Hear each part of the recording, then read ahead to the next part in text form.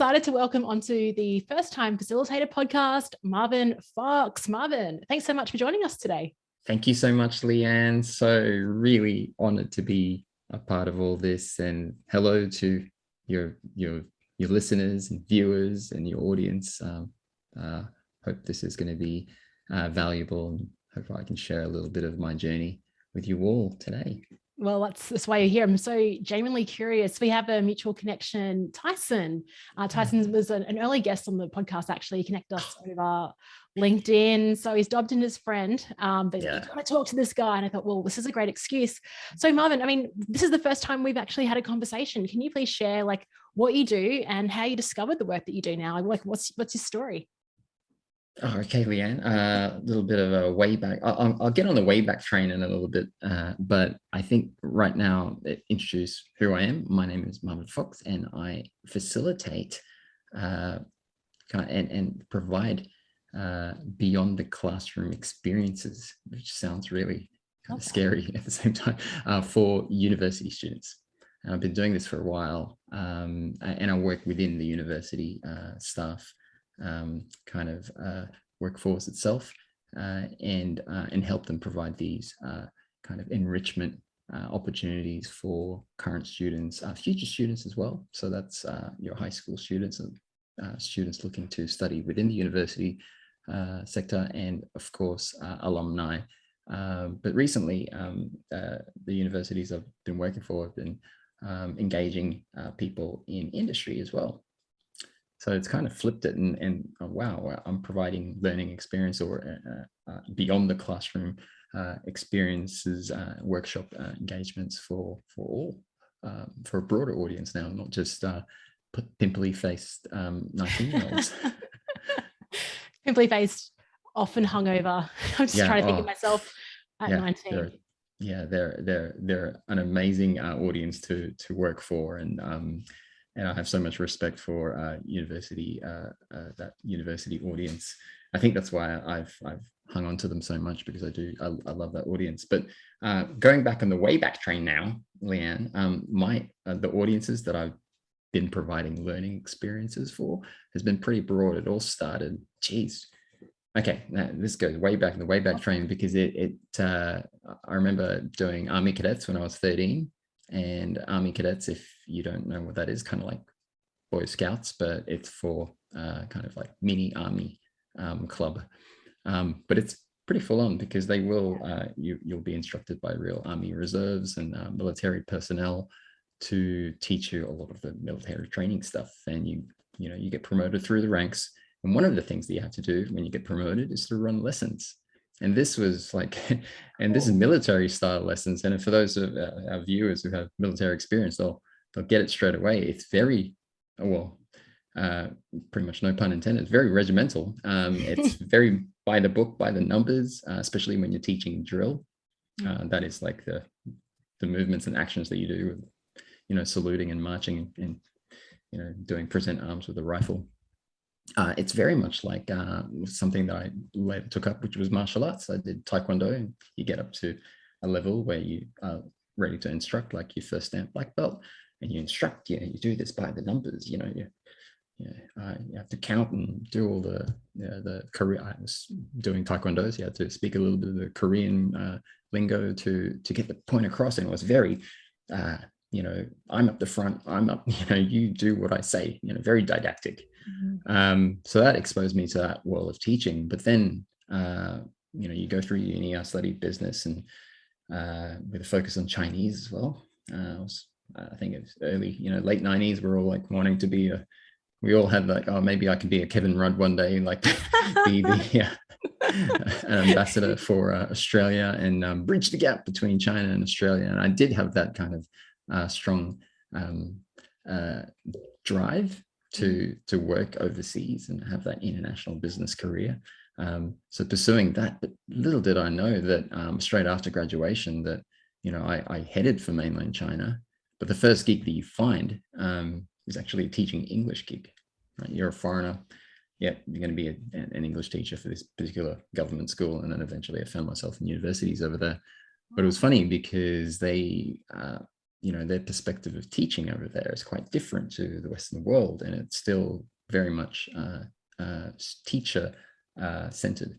Okay, it's very didactic. You can tell by the way classrooms in China are set up. They're all kind of facing forward, or Asia in general. They're all facing forward. The architecture of the rooms, there are like 60 students in the room. They're all facing forward, and desks neatly spaced. And they're all, they can't raise their hand, or pretty much discouraged. And you listen, you shut up, you do the work that the teacher up the front says. And then I walk into this lecture theatre. I remember one of the university gigs that I had in China. It's like, oh, welcome, our English teacher from Australia. And this little Asian dude walks in in the lecture theatre full of 300 Chinese university students. And I was like, a point was like, wow, they've all laughed. And I was like, wow. Did they? Yeah, they all laughed. Who's this chump? Because it's face value, right? It's like, we want to, yes.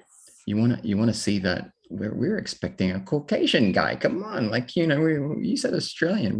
We were waiting to see that, I don't know, Hugh Jackman lookalike or whoever, or Steve Irwin. They were all a big fan of the Crocodile Hunter back then. Little did I know that that was the start of me actually falling in love with the world of teaching and learning. I saw it as a means to an end. Okay, I'll just teach English in China until I get my, that corporate job. And I eventually had that career in consultancy, advertising later in Sydney. But back in Sydney, again, I decided to get serious with teaching and learning, get qualified in postgrad in adult education, TESOL, literacy. And later I headed for Japan, only because I met a Japanese woman in Sydney, and she said, and then I said, it's your turn to go home, and it's my turn to be the expat again. And introduce your family to the next generation. We have a baby in Sydney.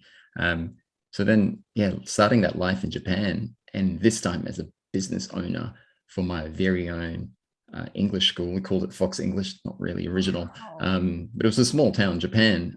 So, I studied the wrong language in university. Damn Japanese. But it was again, it was like living and working in a country, especially a non-English speaking country, of not of your native language. I think that's a great way to really keep you grounded, and to remind you that you are not the center of the world, and you need to be you need to really accommodate for the environment around you.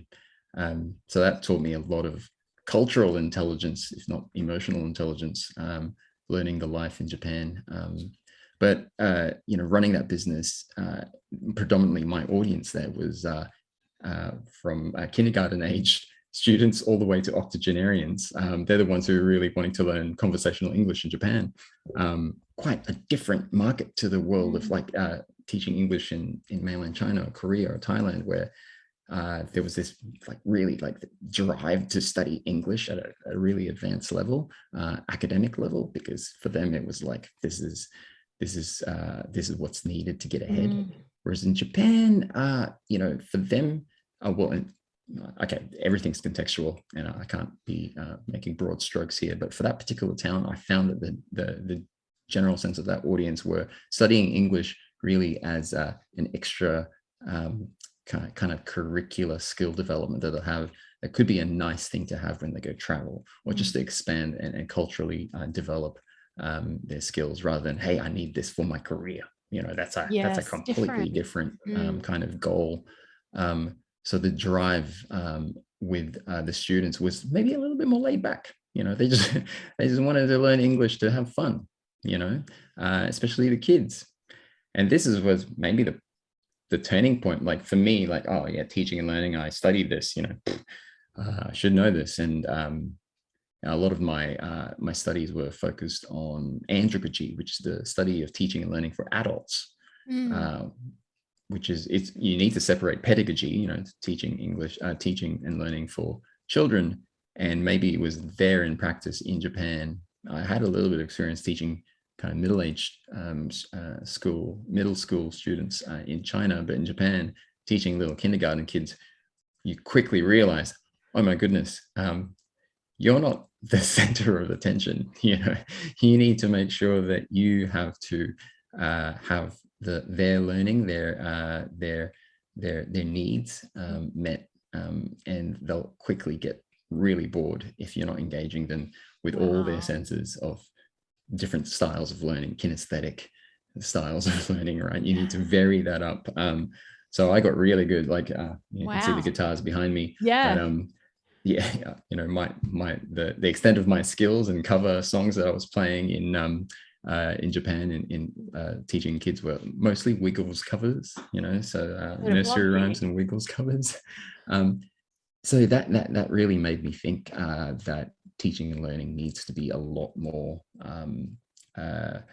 student-centered and focused more so on the outcomes that they need to achieve, and perhaps even just to the total experience that they might have in the middle of that engagement. And that kind of makes me think about the work I do now and the workshops that I provide, the programs that I run, and I maybe an emphasis on programs rather than just a one workshop, because you know, it's like a boot camp. Okay, I'm providing this boot camp experience, and it's a little bit longer term, because it's not that slam bam, thank you ma'am, you've done your workshop, see you later, here's your certificate, never going to see you again. It's more of a, hey, I'm going to develop your journey throughout this program and beyond. So here I am doing these innovation and design thinking and design sprint workshops, and entrepreneurial mindset stuff for our students, for our university audience. And similarly, they have nuances of both pedagogy and andragogy. And I can imagine. You know, they're not, and most of the programs actually are, because I see myself as the service within the university that's the love heart, because I'm the relationship building part of the university, because the students, they've all bought the product already. You know, you don't have to do the hard sell. You're there to really add that extra bit of value. So for them, they're not paying, well, they don't feel as if they're paying for the product, right?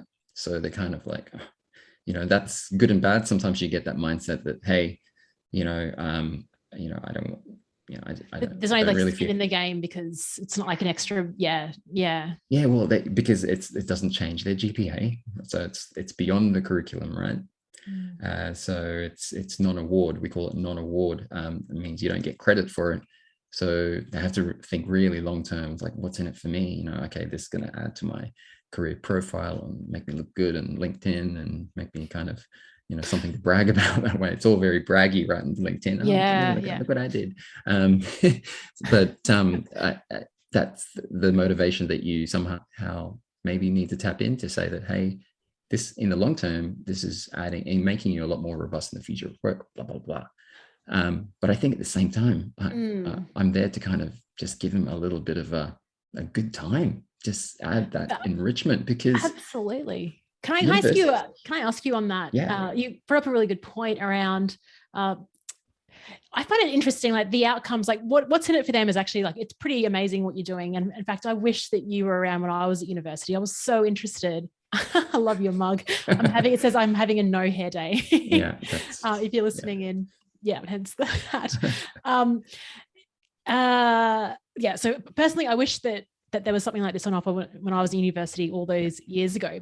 But you talk about what's in it for them, and you kind of brought two examples. So one is like their future prospects, the way of thinking, like that's great, but that's not what people are buying into in the short term. They're like, oh, will it make me look good on LinkedIn if I post something about it? Isn't that interesting? Like the two different. And it's funny, even when we're trying to attract people to our business, sometimes we've got to talk in, while we're all about the transformation and like how you can grow and learn, sometimes it's like, how do we even get them there in the first place? And it's those like mini rewards that will get the foot in the door, and then it's up to you to create that great experience. So I'm curious around this phrase that you keep bringing up, beyond the classroom experience. Like, what does that actually mean? Like, what does it look like through the life cycle of a student? It's really broad. Actually, I'm taking that phrase to make it my own, but no, it's quite broad. It's going to cover a lot of different activities for students. I mean, Leanne, we all have had like college or university or even adult, extra workshop at some sort of educational institution. And we've had that experience of having kind of a school-like experience after school. And most of the time it's quite transactional, isn't it? Like, you go in there, you've got tunnel vision, you sit your classes, you're there to pass, get that grade, get that certificate. It's very transactional.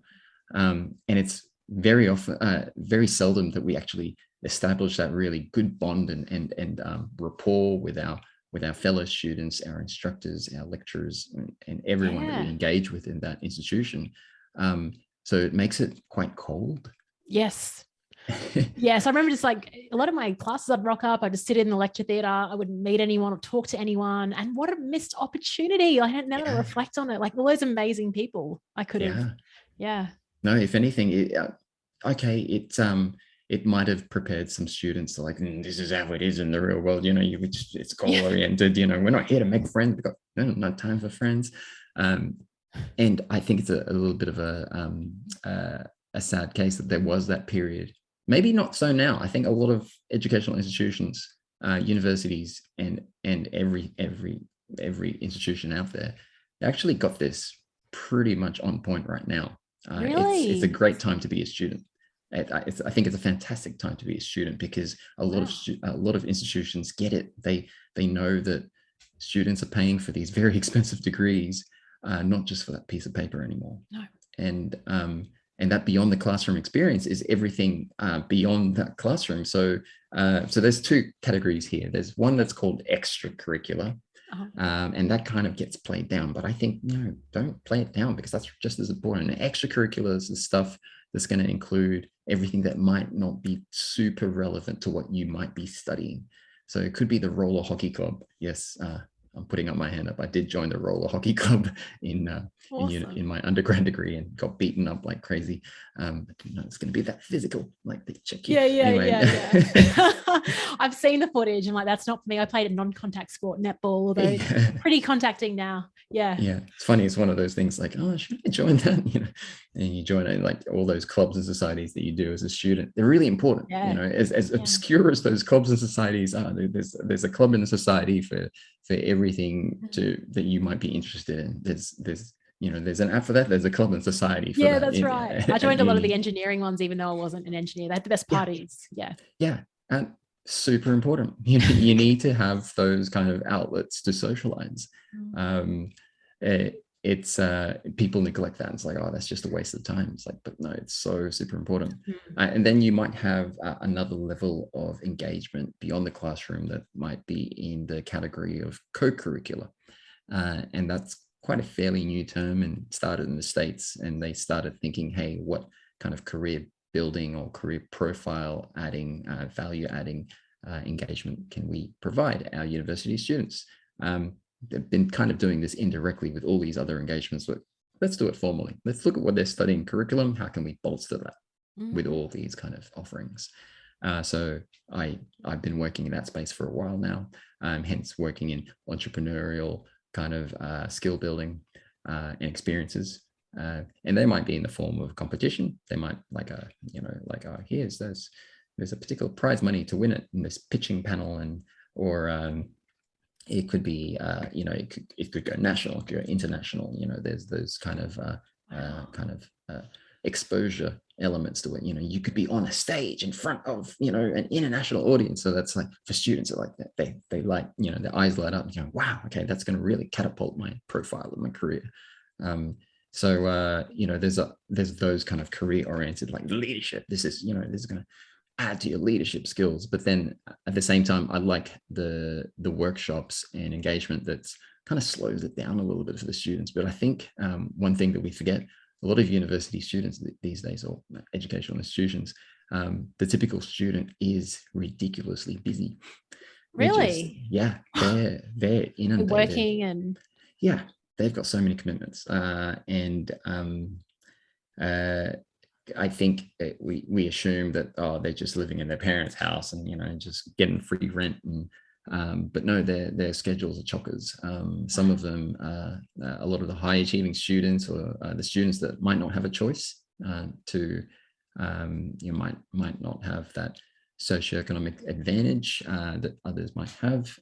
They need to, they're always kind of feeling as if they're fighting an uphill battle, you know, and they're making sure that they soak up as much as they can while they're on campus, while they're at uni. Wow. So it's pretty tough. Like, so you realize, oh, wow, you're competing with a lot of things in the students' lives. They're juggling part-time jobs. They're like looking after families. It's a lot more complex these days, right? So you might not, you might have students who are a little bit older.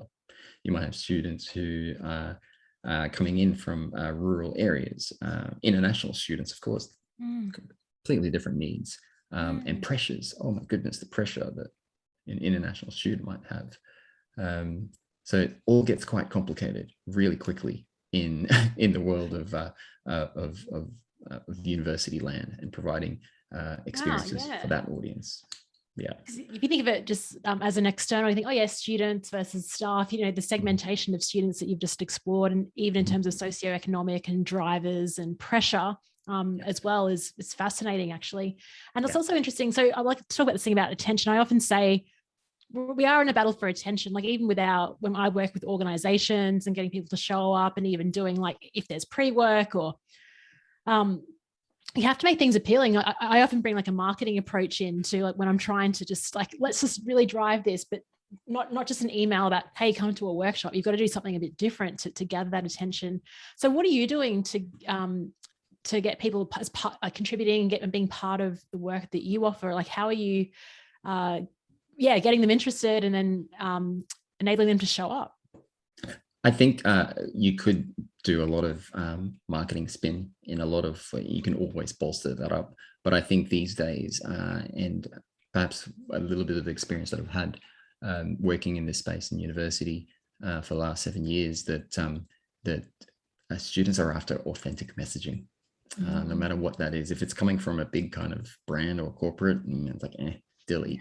You know, it needs to be coming from a genuine voice. And that means putting faces on this. So I think for anyone out there, and maybe you can take this in your context, that it's okay to have a non-scripted message. It's okay just to kind of not water down your language, but keep it conversational. If it's too stiff and kind of, oh, geez, something, you know, that looks like it's straight out of Hansard, you know, that's a script that's from, you know, Mr. Speaker. You know, if we all sound like politicians when we're communicating to our audience, so true. You know, I think you've lost them a little bit. Like, just be a little bit more down to earth, and very refreshing. That authenticity. And that's hard to do. And that requires a little bit of time, a little bit of nurturing, a little bit of marination, and of development of that trust between you and that audience. They recognize, oh, okay, that's such and such, and you know, whatever. He's not just spamming us. You know, he's not. They are not just spamming us. Oh, it's that person again. You realize also that leveraging your community, leveraging your network of, like, for example, I'll make sure that we'll get endorsed by a particular connector. That connector can just like unlock, okay, one particular academic, one professor will just say to his massive cohort of students, like, hey, I trust these guys. You need to attend this. And all of a sudden students like, oh, okay. You know, it could be a secret, you know, question in that workshop that we're not getting graded for, but who knows? Because our professor just recommended it, endorsed it. So I think that's a tricky one. I think that's always going to be a work in progress for in my context, and certainly a lot of contexts. How do you get that buy-in from that audience? What is that hook? What is that? What's in it for them? Providing that value to them, and making sure that perhaps they come back. That is not just a transactional thing, that there is this continuous improvement kind of mindset that they have with their professional development, skills development, whatever that could be. I love that continuous development. Yeah, you've got a lot of gold dust in there, so you have to get the transcript and like pull out all your words. I'm just like, throw it into a post. I find that's the best. Like, I love being on a podcast guest because in the conversation you just come out with things like, I've never said that before, but I'll that I'm sounds like great. Morphing my jargon into my own. Exactly. as we go along. Interesting around that, about finding that they call them like champions in change management. It's really kind of evangelists for your work that can speak it, that have the reputation and the connections as well. So let's just say, so you got the attention, they come in, and then as you said, you want them to come back, or ideally like tell someone else, so we can like organically grow this with great people. Yeah. So then there's like, I that's like my approach as well, is like, let the workshop be like the word of mouth marketing tool. But in order to do that, well, if it the unfortunate thing about word of mouth is if it's really bad, they'll tell more people. But if it's like, but also on the other hand, if it's great, they'll also tell people. So what type of experience, like how do you create an environment where people feel welcomed, they feel like they're happy to speak up, and are there any particular techniques, tools that you use? Activities? Well, a lot of the things that universities do these days is actually gamify it a little bit.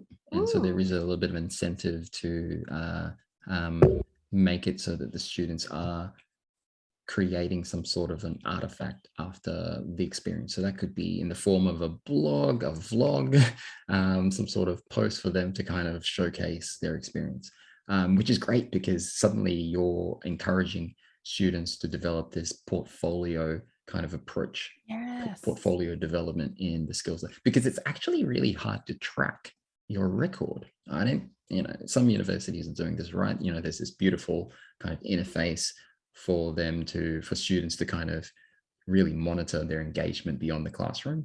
And what that means, how can they articulate that value to particular future stakeholders? It's like, what workshop did I attend? How many of them were there? I can't remember. So that can all kind of be lost. So what we tell students is that don't wait for that platform to kind of make it easy for you.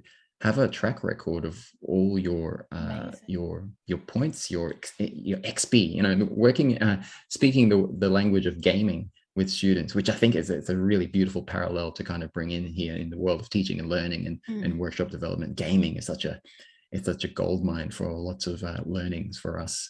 And the thing here with my reference to gaming is XP, experience points, right? You need to rack that up to get good. Right? You need to level up. You want to level up in Mario.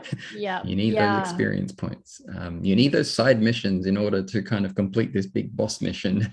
That's awesome. Yeah, that is awesome. Keep going with the metaphors. I'm writing these down. And you're gonna die. And this is kind of scary. Because gamers, they actually have a beautiful beginner's mindset and an entrepreneurial mindset, because they're actually not afraid to fail. It's inbuilt. They shrug it off that I'm doing this run to test my shortcomings, and I'm going to repeat this. So there's this rinse repeat kind of iterative kind of mindset already with a lot of gamers. They don't even know it, but they have it. And they build that resilience, and resilience is not about gritting your teeth and bearing it. That's grit. Resilience is more about how you can bounce back from adversity, how you can bounce back from challenging situations. And I can see that in the mindset of gamers. They really do. And I incorporate that in a lot of my workshops to say, it's the mindset of a gamer. All this entrepreneurship stuff. You as a student entrepreneur, apply the mindset of a gamer, level up. It's all about skill building, right? Because you're all just, okay, how can I offer value? What can I do for this world? Rather than, because you've all heard the rhetoric, especially championed by Cal Newport in the States with this book, So Good They Can't Ignore You, about passion is overrated. It's about the value that you can provide for others. That's more important. The drive, the purpose of you and that mission that you have. Usually that's what we mean when we say passion. Passion's quite fickle. It comes and goes. And I tell students, because they get kind of fed this from early on, follow your dreams, follow your passion. I don't have a passion. It's kind of outdated. So focus on skill building, focus on getting those tangible or maybe intangible kind of value that you can provide for others in your life. And that requires a little bit of time. experience points, gaming. Experience point. I freaking love that. What's a good game that I should start off with? Fortnite? Like, what would you? I'm not a first time gamer. I'm going to switch the podcast now. So, what game should I start with? First time gamer. I was going to say, take up a little bit of Nintendo just to ease it off. Just fire up some Animal Crossing. No need to die there.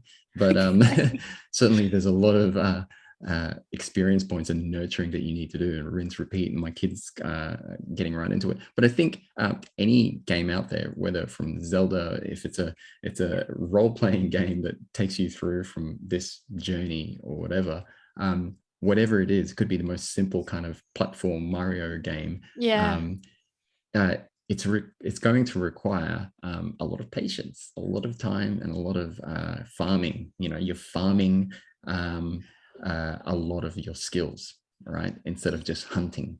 It's farming, not right. Yeah. So in farming, you're nurturing. You're growing that your skill set. That's a bit of the mentality with a lot of gamers. They game it, they hack it so that how can I get more of that particular coin, whatever that value is, for my benefit, for me to kind of complete my goal, which is okay. I always kind of remind students as well that it's not about you, and maybe that's the ultimate message as well for facilitators out there, that they need to remind themselves of the teachings of ikigai. The meaning of life from the Japanese kind of culture. And I kind of stumbled across this while I was in Japan as well, from my in-laws. And, it suddenly it makes you think, oh yeah, actually that's why maybe Japanese culture is quite humble. And they always think of others. They've even got that phrase that's really hard to translate in English, which is yoroshiku onegaishimasu, which they use as a greeting almost. Yeah, that's right. When I get to get gyozas, yoroshiku onegaishimasu. And what does that mean? It's like, some people translate it as nice to meet you. It's like, oh, that's not it. And then when you really look the literal meaning, it says, please be good to me as I am to you. So it's like reciprocal kind of beautiful, which kind of sounds scary at the same time. It's like, what do I owe you? but it's this quite there's a community spirit in Japanese culture that you forget, and that you're doing things for others, and it's not about you. And that really, I bring a lot of those teachings of empathy in my work in design, my work in teaching and learning, and just the way I engage with students, and me being as a darn good human being. I think just think of others. You as a parent, you as a member of family, of your community, do things to focus on the things that you can provide others rather than just for yourself. So yeah, bringing that mindset, I think that's a good one to bring that in. Wow, I just completely changed the trajectory of our gaming. That's good. That's why we're here. But it's a great North Star to have, I think, that it goes through in terms of, as you said, through the whole process of design and then delivery of the workshop, and what follows after is, if you have that sort of criteria of think about them, what's in service of them, that helps figure out, okay, how do I craft this message? How do I do the intro? How do I, what activities will best serve the need of all the purpose of this workshop? So in terms of that development, just before we hit record, you said, I've got a few workshops coming up. I'm in that design stage. What does that look like for you? How do you nut that out, what a workshop will look like? It's quite heavily facilitated, some of these workshops. Because it's teaching them the world of how they might facilitate the early stage of creating products. And that could be in the form of a design sprint, a UX bootcamp. So they're all quite early stage, which I love. I love that early stage. Not so much when they've actually fully formed that business and they're thinking of investment and everything. That's well and good as well. But I love the messy stage of early development, just discovering that problem that's worth solving. I love that part. Only because you see that light up in the students' eyes, like, wow, okay, possibility. You've exposed something that, it's not. Am I teaching them anything new? Maybe. I think I'm consolidating a lot of their values already. They're getting a lot of these skill sets from all the other things. Again, that they're part pedagogy, a bit of children's perspective in it as well, a massive part of the andragogy, because they do have life experiences that you need to be really mindful of, like adult audiences out there. So you're bringing those complexities in. So the preparation that I would do, because it is highly facilitated, that you're pretty much you're planning out that crib sheet, right? That lesson plan. It's it's by the minute. You've got those activities lined up in a lesson plan. You've got your crib sheet, and I might have done this, so many times, but I still need to write that out. It's a bit of a security blanket to know, yep, I'm on time, I'm super organized, because I'm actually, I tend to kind of just play jazz. So I go, I got to make sure I follow the script a little bit. The not the script, but the crib sheet, like, right, the flow of it all, the director's notes. I need to make sure that I'm following that structure. So that requires a lot of preparation. Of course, all the tools and teaching aids that you're going to be using, whether that's online teaching aids, collaborative learning platforms, all these amazing tools. It's a great time to be in facilitation right now.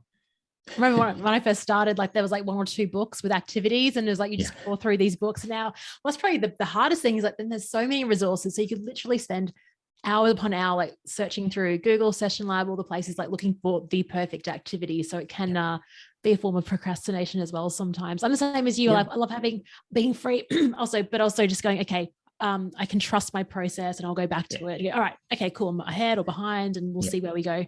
Do you have any sort of favorite activities you'd like to share with listeners? Sometimes the in-person activities, I actually try to employ a lot of body movement in the cohort. So it could be a case of just playing a simple game of it looks like musical chairs, but it's for university students. They just love it, right? It's a case of that student comes up the front. I love shaping my workshops in a U-shaped format. That I might not be allowed to do that these days because of COVID restrictions, but and cafe style kind of format where they're all kind of facing each other rather than just facing me. And in that format, I might get one participant, or in the little tiny groups, to share something really ridiculously unusual about themselves. And it could be a truth, it could be a complete lie. But it's a case of, if there's an affinity with another member, it's like, oh yeah, that's me too. They swap. But usually if you game it, some of the students will go, last night I had Uber Eats, and then suddenly bang, there's like 5 students that get up and have to find a different seat. Yes. So a little bit of movement, but they're kind of getting to know each other a little bit. So that's a really cool, fun little energizer. I love that game. I've played it. Yeah. It's super fun. I played it all around the world. And every country, every culture, any level within an organization, everyone just cracks up, and it starts out pretty innocent, and then people like throw in like random, like crazy things. And it's the combined with the movement, as you said, it's super powerful. And it kind of sticks, and suddenly, oh, you're the guy who admitted you like, smelling magazines or something. You agreed to it. It's like, that's me too.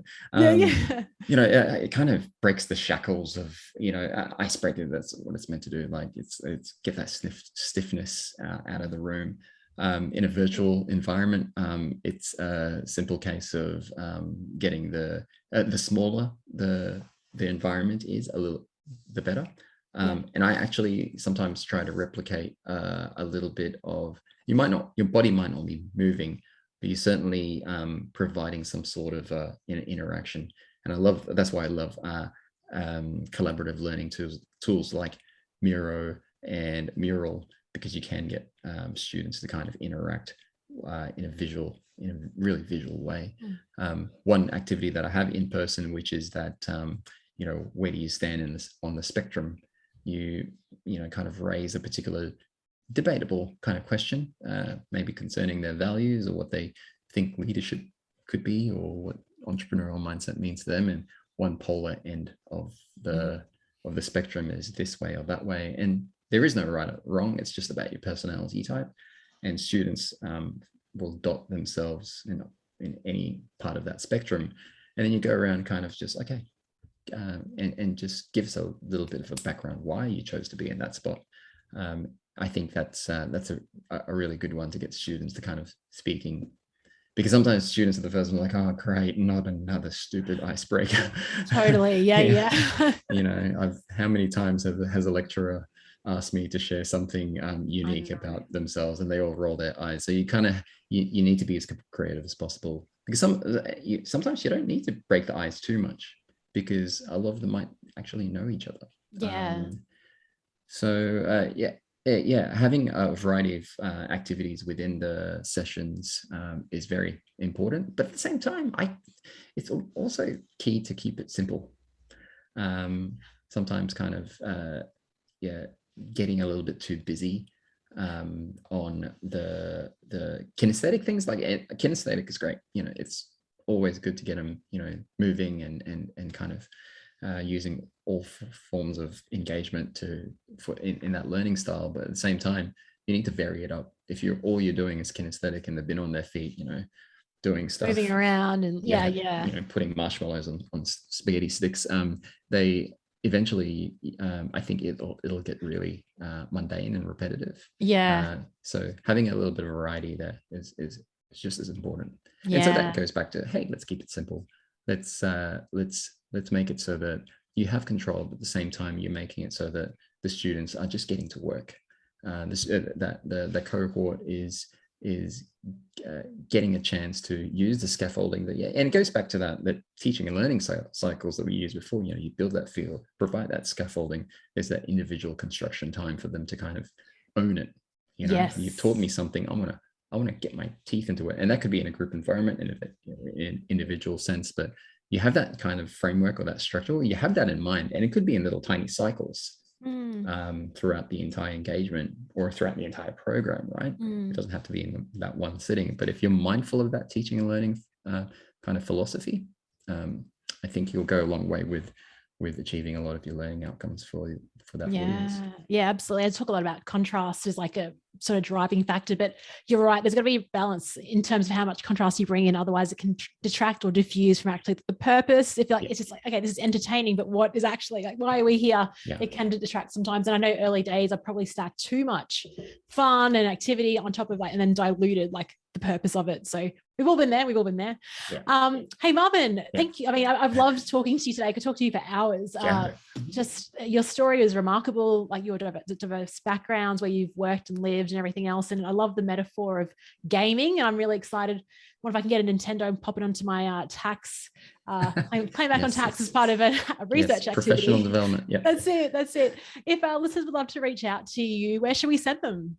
Well, people can connect with me on LinkedIn. I'm no stranger there. I'm no stranger anywhere really. That's my direct kind of easy kind of link to find me on.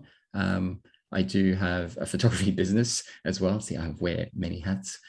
So if you're looking to get your event covered, that's what I do, whether that's a wedding or obviously that's really my little business has been kind of punched in the guts recently. I made my first financial loss there, but hey, that's just a little kind of that's what funds my coffee for sure.